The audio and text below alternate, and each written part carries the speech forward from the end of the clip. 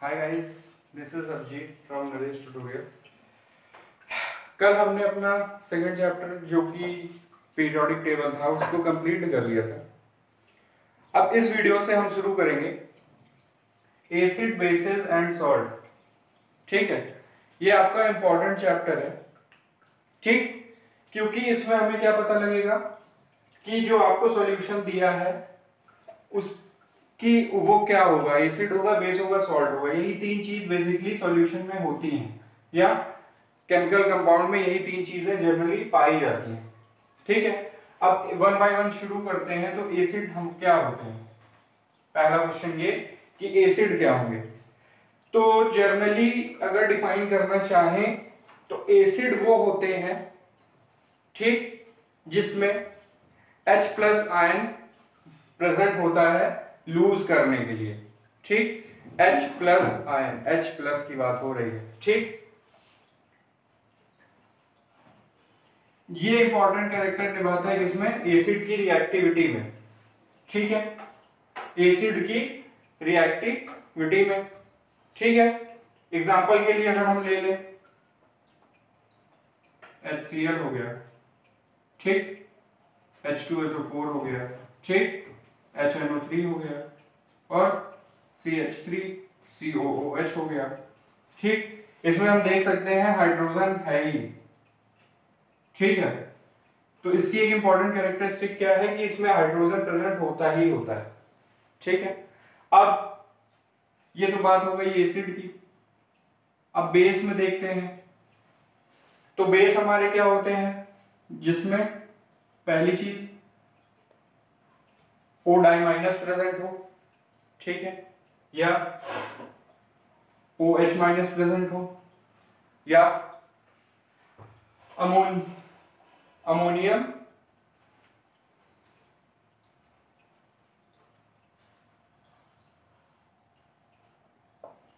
Present हो। ठीक, ammonium मतलब NH3। ठीक है, ये प्रेजेंट होगा तो क्या होगा? जनरली एग्जांपल अगर ले लें तो NH4OH अमोनियम आयन होता है जनरली प्रेजेंट। ठीक है, अमोनियम आयन होगा, लेकिन जनरली यूज कौन सा होता है? ये वाला OH माइनस वाला। ठीक है, अब इन दोनों को रिलेट करना चाहें तो आपको ये दोनों एक ही चीज में मिल सकती है। वो क्या है? वाटर। ठीक, वाटर क्या होता है? H2O। इसको जब हम ब्रेक करेंगे तो हमें क्या मिलेगा? H plus plus OH minus. इससे हम कह सकते हैं कि वाटर में क्या होता है? एसिड कैरेक्टर भी बेसिक कैरेक्टर भी इक्वल होता है, इसलिए उसकी क्या हो जाती है? रिएक्टिविटी जीरो हो जाती है। ना वो एसिड रहता है ना वो बेस। ठीक, क्या हो जाता है? न्यूट्रल सॉल्यूशन हो जाता है। ठीक है, अब सॉल्ट की बात कर लेते हैं। सॉल्ट क्या होते हैं? तो सॉल्ट जनरली वो कंपाउंड होते हैं जिसमें H प्लस को रिप्लेस करते हैं। ठीक है, H प्लस को रिप्लेस करके क्या करते हैं? हमारा अमोनियम आयन ऐड कर देते हैं। ठीक है, एसिड और बेस को जब रिएक्ट कराएंगे तो हमारा क्या बनेगा? सॉल्ट बनेगा। ठीक है, इस रिएक्शन को जनरली नाम दिया जाता है क्या? Neutralization reaction. ठीक है, तो ये तो बात हो गई आपकी पूरी होल इंट्रोडक्शन की इस चैप्टर की। ठीक है, तो अब पहले हम वन बाय वन शुरू करते हैं एसिड से। ठीक है, तो कुछ इंपॉर्टेंट फैक्टर जानते हैं एसिड के बारे में, क्योंकि इतना ही जानना हमारे लिए सफिशिएंट नहीं है। ठीक है, तो फर्स्ट टॉपिक लेते हैं अपना एसिड, एसिड्स। अब जैसा कि मैंने पहले बताया कि वो एलिमेंट्स या कंपाउंड या कॉम्पोजिशन जो हमारे H प्लस रिलीज करे। ठीक है, ठीक, तो एक कॉमन सी बात लगाइए कि H प्लस अगर रिलीज कर रहा होगा तो वो अपने में क्या होगा? निगेटिव हो जाएगा। इलेक्ट्रॉन एक्सट्रैक्ट करके वो क्या हो जाएगा? निगेटिव हो जाएगा। निगेटिव हो जाएगा तो वो रिएक्टिव हो जाएगा। ठीक, लेकिन केवल H प्लस के ही ऊपर क्या होता है? एसिड की कैरेक्टरिस्टिक डिपेंड नहीं करती है। ठीक है, ये H प्लस क्या होता है अपने में, ये हाईली रिएक्टिव, तो ये किससे रिएक्ट करता है, वाटर से, तो हमें मिलता है हाइड्रोनियम आयन, ये H3O प्लस, या इसको इस तरह भी लिखते हैं OH3 प्लस। ठीक है, चाहे ये लिखा मिले चाहे ये, लेकिन इसमें जनरली गलती कहाँ होती है, ये OH लिखा है तो हम जल्दी जल्दी में इसको क्या पढ़ लेते हैं, OH माइनस और बेस मान लेते हैं, नहीं, ये और ये देखना जरूरी है। तो डिफाइन किया जाए तो पूरी एसिड की कैरेक्टरिस्टिक क्या होती है, हाइड्रोनियम आयन पे डिपेंड करती है। ठीक है, हाइड्रोनियम आयन पे डिपेंड हो गई। अब एसिड हो गया, उसकी डिफिनीशन हो गई। अब देखते हैं कितने टाइप के एसिड होते हैं। ठीक,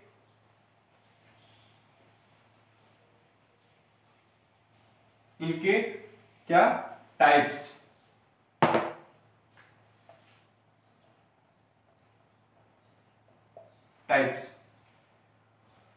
ठीक, तो जनरली हमको एसिड में क्या ध्यान रखना है, हाइड्रोनियम आयन, लेकिन इसको मान लिया जाता है क्या, H प्लस जनरली, क्योंकि H2 अगर माइनस कर दे तो क्या बचेगा, H प्लस। लेकिन कैरेक्टरिस्टिक मेनली कहाँ डेवलप होती है, हाइड्रोनियम आयन पे के बनने पे। ठीक, पहला टाइप क्या होगा, अकॉर्डिंग टू देयर सोर्स, पहला ऑर्गेनिक, दूसरा इनऑर्गेनिक। अब ऑर्गेनिक मतलब क्या, जो जनरली एसिड हमारे प्लांट से एक्सट्रैक्ट किए जाते हो, प्लांट से, तो वो कौन से होते हैं, ऑक्सैलिक एसिड, क्या है, COOH होल्ड वाइज, और दूसरा है आपका एसिटिक एसिड। ठीक है, वो क्या होता है, CH3COOH। ठीक, तो ऑर्गेनिक में जनरली ये दोनों आते हैं, और ऑर्गेनिक की डिफिनीशन क्या होगी, which is extracted from plants. ठीक, इनऑर्गेनिक में क्या आते हैं, which is extracted from minerals.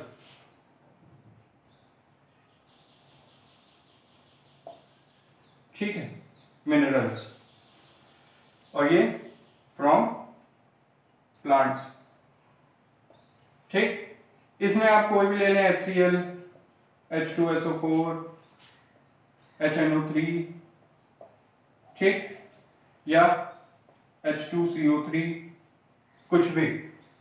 ठीक है, मिनरल्स मतलब क्या, जिसमें कुछ मिनरल प्रेजेंट हो। मिनरल मतलब जो हमारे पाए जाते हैं अर्थ के कंपोनेंट में, जो हम लोग अर्थ से एक्सट्रैक्ट करते हैं, जैसे कार्बन हो गया, कार्बन तो हर लिविंग ऑर्गेनिज्म में पाया जाता है। ठीक है, लेकिन ऐसे फ्री स्टेट में कहीं नहीं मिलेगा, तो उसको आपको कहीं से एक्सट्रैक्ट करना पड़ेगा, तो एक्सट्रैक्ट करेंगे तो वो क्या हो जाएगा, मिनरल। तो मिनरल से जो एसिड बनते हैं वो क्या होते हैं, इनऑर्गेनिक। ठीक, दूसरा अकॉर्डिंग टू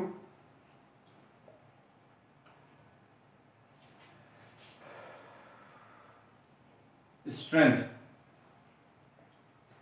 ठीक, अकॉर्डिंग टू स्ट्रेंथ, पहला होगा आपका स्ट्रॉन्ग, दूसरा होगा वीक। स्ट्रॉन्ग की बात करें तो जो वाटर के साथ या किसी भी एलिमेंट के साथ बहुत तेज रिएक्ट करे, उसे क्या बोलेंगे, स्ट्रॉन्ग। ठीक, और वीक कौन से होंगे, जो जल्दी से आपके हाइड्रोनियम आयन प्रोड्यूस नहीं करेंगे, या फिर स्ट्रॉन्ग वो होते हैं जो जल्दी से डिसॉल्व होके क्या होते हैं, हाइड्रोनियम आयन प्रोड्यूस कर देते हैं। ठीक है, वो आपके होंगे स्ट्रॉन्ग। स्ट्रॉन्ग में कौन से होते हैं, HCl, H2SO4, HNO3। वीक में कौन सा आएगा, H2CO3, CH3COOH, और भी बहुत सारे। ठीक, अब स्ट्रेंथ को डिफाइन करने के लिए एक टर्म आता है, कौन सा, आयनाइजेशन। ठीक, आयनाइजेशन फैक्टर। ठीक, आयनाइजेशन फैक्टर क्या होता है,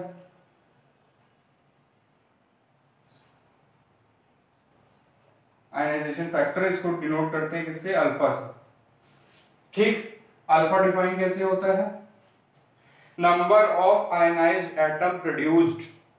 ठीक, number of ionised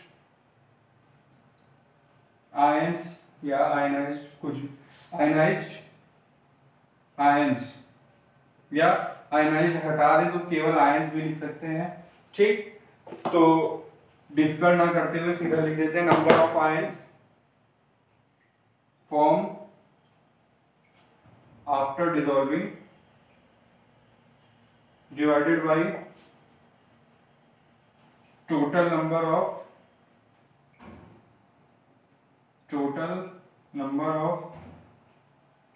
ions before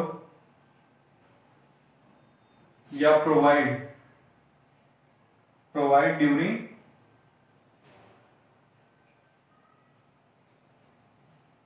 dissolving into 100।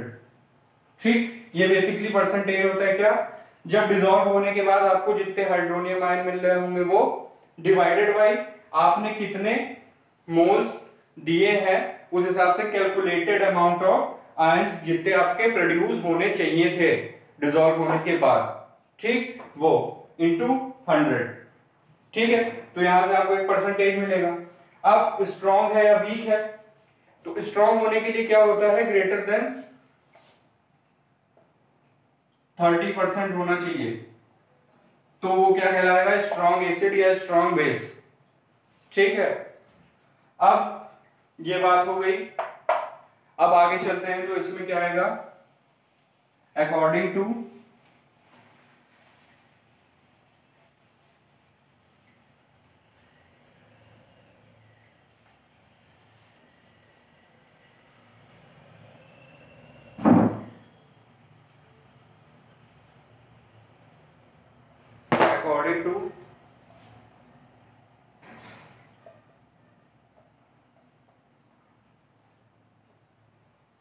Components.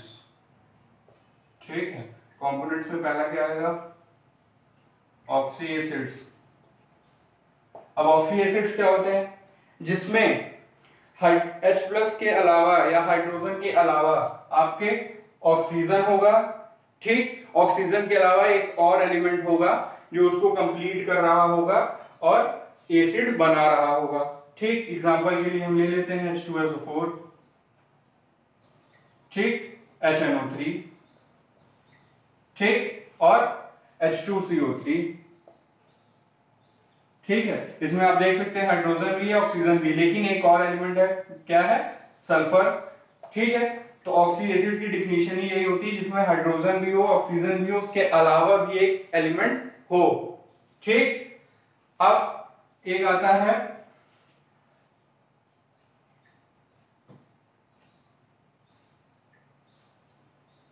Hydride acid.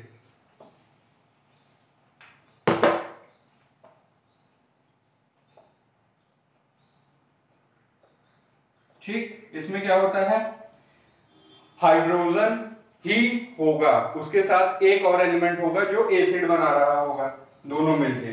तो ये जनरली कौन से होते हैं, 17 ग्रुप के एलिमेंट्स प्लस हाइड्रोजन, जैसे HBr, HCl, HF एक्सेट्रा। ठीक है, HBr, HCl, HF एक्सेट्रा। ठीक, तो ये आपके हो गए तीसरा type according to the components, पहला ऑक्सी एसिड, दूसरा हाइड्राइड एसिड।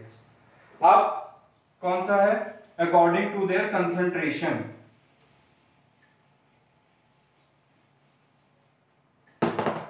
ठीक है, अकॉर्डिंग टू कंसंट्रेशन, पहला होगा कंसंट्रेटेड, ठीक, दूसरा होगा डाइल्यूट। कंसंट्रेटेड में कौन से आएंगे, जिसमें less amount of water mix होगा किस उस सॉल्यूशन में। ठीक है। एसिड जब बनता है तो उसमें कुछ अमाउंट ऑफ वाटर भी होता है। जब वाटर कम अमाउंट में हो और एसिड ज्यादा अमाउंट में हो तो उसे हम क्या बोलेंगे, कंसंट्रेटेड। और डाइल्यूट में क्या होगा, परसेंटेज ऑफ वाटर ज्यादा होगा और एसिड कम होगा। ये बेसिकली टाइप किसके हैं, सॉल्यूशन ऑफ एसिड के हैं। ठीक है। जैसे लैब में अगर आप गए होंगे तो आपने देखा होगा एक कंसंट्रेटेड H2SO4 रखा रहता है, एक डाइल्यूट H2SO4। ठीक है। तो बेसिकली करते क्या है, वाटर मिला के उसकी रिएक्टिविटी को हम कम करते हैं। ठीक है, रिएक्टिविटी को कम करते हैं जिससे अगर कोई रिएक्शन फास्ट हो रही हो तो उसको स्लो करके देखने की उसमें क्या क्या फॉर्मेशन हो रही है, कितने स्टेप में वो रिएक्शन कंप्लीट हो रही है। तो रिएक्टिविटी हम बेसिकली क्या करते हैं, घटाते हैं वाटर ऐड करने पे। ठीक है। तो जितना ज्यादा कंसंट्रेटेड होगा एसिड उतना ज्यादा क्या होगा, हार्मफुल होगा। ठीक है, उतनी ज्यादा आपको सेफ्टी रखनी पड़ेगी उसको यूज करने पे। अब लास्ट हम देखते हैं अकॉर्डिंग टू बेसिसिटी। अब ये बेसिसिटी क्या चीज है, ठीक है। 1 मोल ऑफ एसिड को अगर हम डिसॉल्व करें वाटर पे तो वो कितने number of hydronium ion produce करेगा, वो होता है आपकी बेसिसिटी ऑफ एसिड। ठीक है, मतलब कि अगर हम वाटर में डिसॉल्व करें एसिड को तो उसमें से कितने हमको हाइड्रोनियम आयन 1 मोल पे मिल रहा है। मोल मैंने आपको कल बताया था, मोल क्या होता है, given mass upon molecular mass. Molecular mass, ठीक है, ये हो गया बेसिसिटी। अब ये होती है आपकी जनरली 3 टाइप की, मोनोबेसिक। अब मोनोबेसिक क्या है, इसमें अगर 1 मोल ऑफ एसिड डिसॉल्व करें वाटर पे तो हमको क्या मिलेगा, केवल एक हाइड्रोनियम आयन मिलेगा। जैसे HCl प्लस H2SO4। ठीक है, सॉरी H2SO4 नहीं, वाटर के साथ देख रहे थे ना। तो H2SO4 plus sorry HCl plus water, तो यहां पे क्या मिलेगा, H3O प्लस प्लस क्या, ठीक। अगर दूसरी हम रिएक्शन देख लें तो उसमें क्या होगा, H2SO4 प्लस H2O, इसमें रिएक्शन करेंगे तो क्या बनेगा,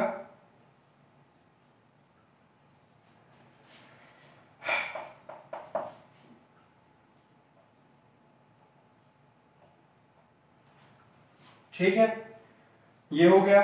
अब बचा कितना, ठीक,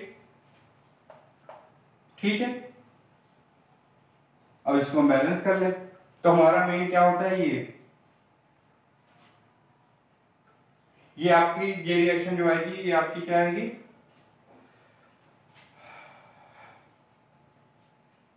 डाइबेसिक। डाइबेसिक, तो यहां पे आपने देखा ये टूटा, ये बना। अब इसको हम फिर रिएक्ट करेंगे वाटर से तो एक हाइड्रोनियम आयन हमको यहां मिला, तो HSO4 प्लस H2O करेंगे तो क्या मिलेगा, फिर से हमको H3O प्लस प्लस SO2 मिलेगा,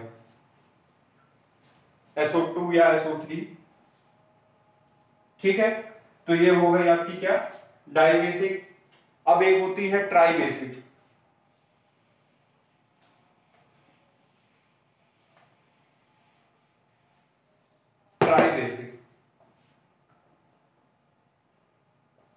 ट्राइबेसिक में क्या होता है, हमको 3 हाइड्रोनियम आयन मिलते हैं। तो हम जैसे कि देख रहे हैं कि हाइड्रोजन की नंबर इंक्रीज होते जाएंगे तो हमको हाइड्रोनियम आयन मिलता चला जाएगा। ठीक है, क्योंकि हाइड्रोजन लूज होता जाएगा, जब तक पूरी तरह लूज नहीं हो जाएगा तब तक वो एसिड कैरेक्टर शो करता रहेगा। तो लूज पूरी तरह से होने के लिए क्या होगा, हर स्टेप में क्या हो रहा होगा, हाइड्रोनियम आयन प्रोड्यूस हो रहा होगा। तो जैसे मोनोबेसिक में एक हाइड्रोनियम आयन, डाई बेसिक में क्या होता है, 2 स्टेप में यानी 2 हाइड्रोनियम आयन, ट्राई बेसिक में क्या होगा, 3 हाइड्रोनियम आयन। ठीक है, लेकिन एक एक्सेप्शन है क्या, H4SiO4।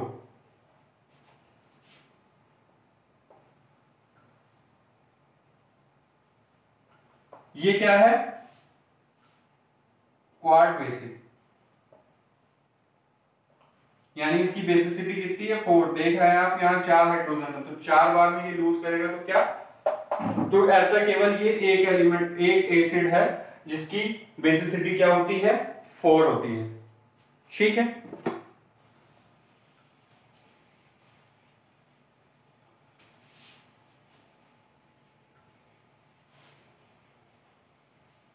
अब चलिए थोड़ा हम इंडिकेटर्स के बारे में बात कर लेते हैं।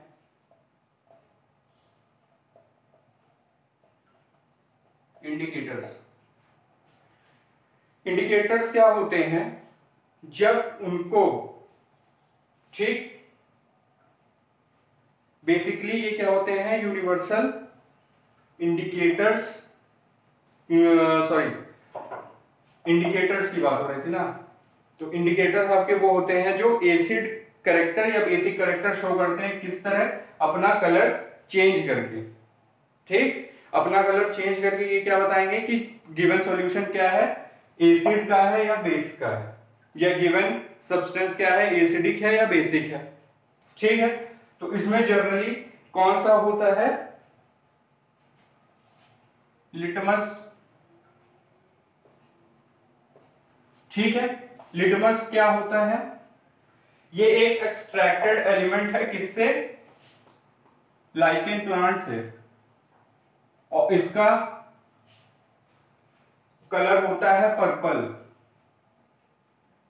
ठीक है, पर्पल, और जब ये एसिड से रिएक्ट करेगा तो ये क्या करेगा, रेड में कन्वर्ट कर देगा, और पर्पल जब बेसिक से करेगा तो ब्लू में कर देगा कन्वर्ट। ठीक है, तो पहला इंडिकेटर कौन सा होता है, लिटमस। इसी एक्सट्रैक्टेड एलिमेंट से हम क्या बनाते हैं, लिटमस पेपर, जो होता है ब्लू कलर का, ये ब्लू टू रेड कन्वर्ट कर देता है, किसको, जब एसिड से रिएक्शन कराते हैं और जब बेसिक से कराते हैं तो ये रेड टू ब्लू हो जाता है, या ब्लू ब्लू ही रहता है। ठीक, फिर इसके बाद आता है रेड कैबेज।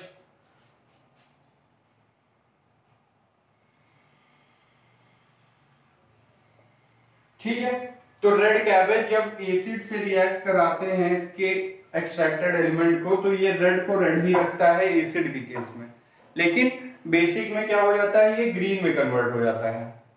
ठीक है, तो एसिड में क्या होगा, रेड, बेसिक में क्या होगा, ग्रीन। ठीक, फिर आता है मेथाइल ऑरेंज। मेथाइल ऑरेंज ये क्या करता है, जब एसिड से रिएक्शन करेगा तो क्या करेगा, पहले तो ये ऑरेंज कलर का रहता है। ठीक, ये किस में कन्वर्ट हो जाता है, पिंक में। ठीक है, और मिथाइल ऑरेंज का बेसिक से क्या होगा, वो हम बेस के केस में देखेंगे। ठीक है, अभी एसिड की बात हो रही तो एसिड देखते हैं। फिर फेनोक्सिलीन होती है,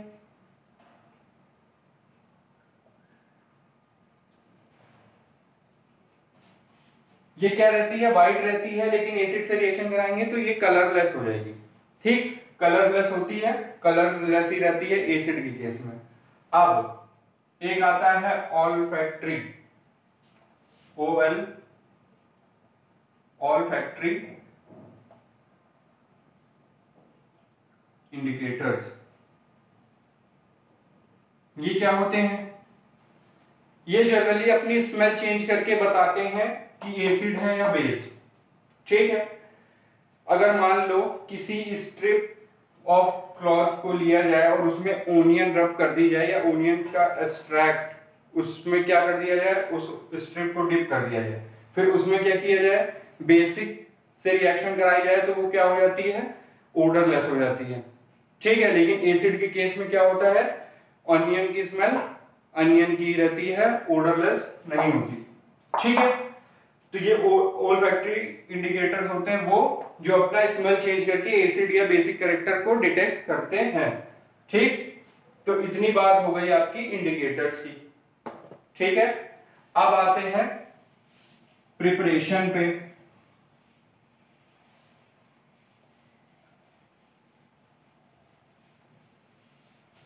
प्रिपरेशन पे किसकी? एसिड की। पहला होता है सिंथेसिस। सिंथेसिस मतलब क्या होता है? जब दो चीजें कंबाइन होती हैं हमको एक प्रोडक्ट मिले। ठीक है, तो इसमें जनरली कौन से होंगे? जिसमें H2 प्लस 17 ग्रुप के एलिमेंट्स कंबाइन हो रहे होंगे, जैसे Cl2, तो क्या मिलेगा? 2HCl। ठीक है, फिर H2 प्लस Br2 2HBr। तो ऐसे बेस एसिड्स हमको मिलते हैं। जब चाहिए होते हैं तो हम सिंथेसिस प्रोसेस का यूज करते हैं।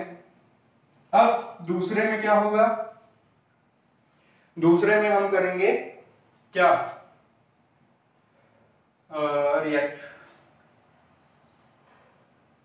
Reaction of non metallic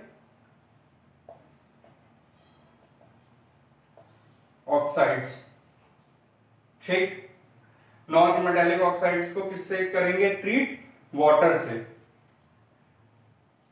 treated with water. ठीक, नॉन मेटालिक ऑक्साइड जैसे SO3 प्लस H2O, तो हमें क्या मिलेगा? H2SO4। ठीक, फिर SO2 ले लें, तो ये आपका होता है सल्फ्यूरिक एसिड। ठीक, फिर H2O, तो ये मिलेगा आपको H2SO3 सल्फ्यूरस एसिड। ठीक है।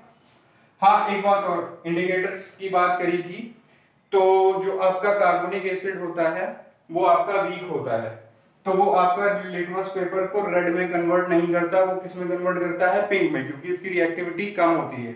जितना डार्क रेड होगा उतनी उसकी हाई रिएक्टिव होगा। ठीक है, यानी स्ट्रॉन्ग एसिड होगा। अब ये हो गई आपकी सेकेंड प्रिपरेशन।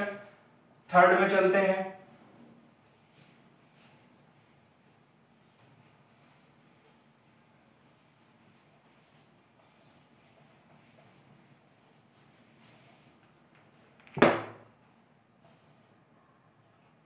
थर्ड में हम क्या देख सकते हैं प्रिपरेशन पे? तो पहले हमने किसकी बात करी?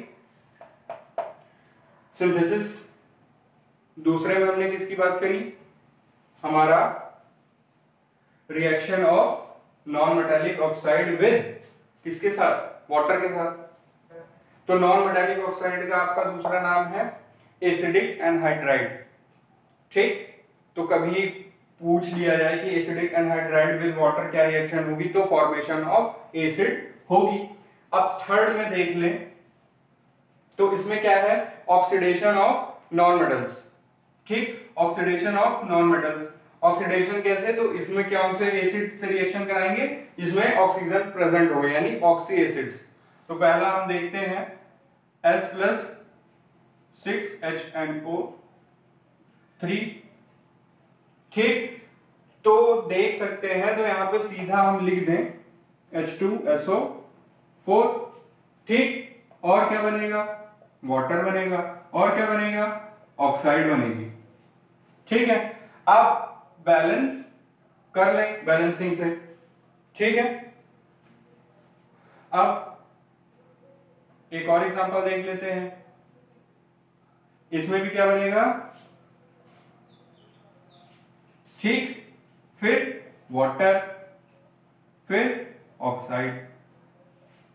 ठीक है, तो इसमें जनरली ऑक्सी एसिड्स होते हैं। अब डिस्प्लेसमेंट रिएक्शन देख लेते हैं जो हमारी लास्ट प्रिपरेशन होगी।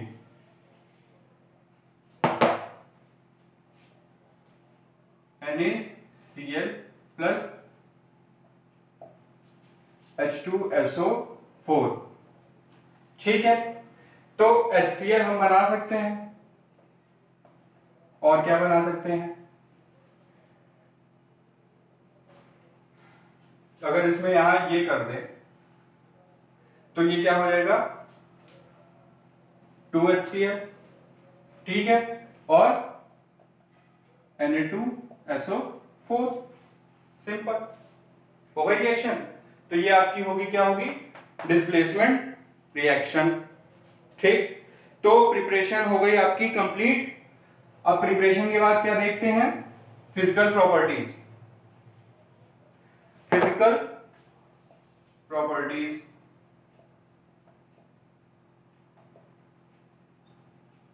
तो पहली क्या आएगी आपकी physical state. Physical state, physical state का क्या मतलब है कि वो सॉलिड होगी या लिक्विड। तो कुछ एसिड्स आपके सॉलिड होते हैं और कुछ आपके लिक्विड होते हैं। सॉलिड में कौन कौन से हो सकते हैं, एग्जांपल ले लेते हैं बोरिक एसिड और फॉस्फोरिक एसिड। ठीक, लिक्विड में एसिटिक और सिट्रिक एसिड। ठीक, अब सेकंड आ जाए टेस्ट पे, तो इसका टेस्ट होता है सोर टेस्ट।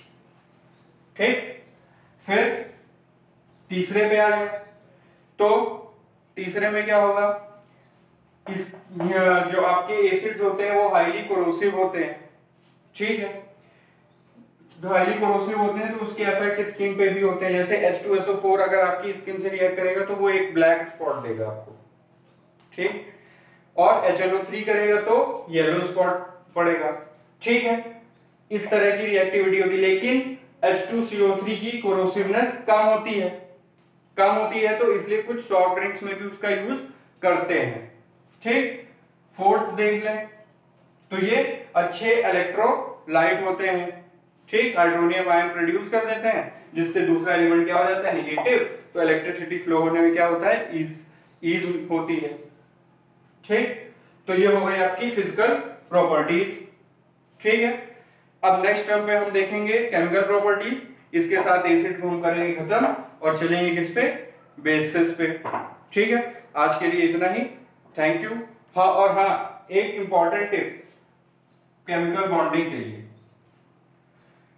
तो जैसा कि आपको पता है कि 17 ग्रुप क्या होते हैं, इलेक्ट्रॉन लेते हैं, लेकिन एक ऐसा कंपाउंड है जिसमें 17 ग्रुप 7 इलेक्ट्रॉन लूज करता है।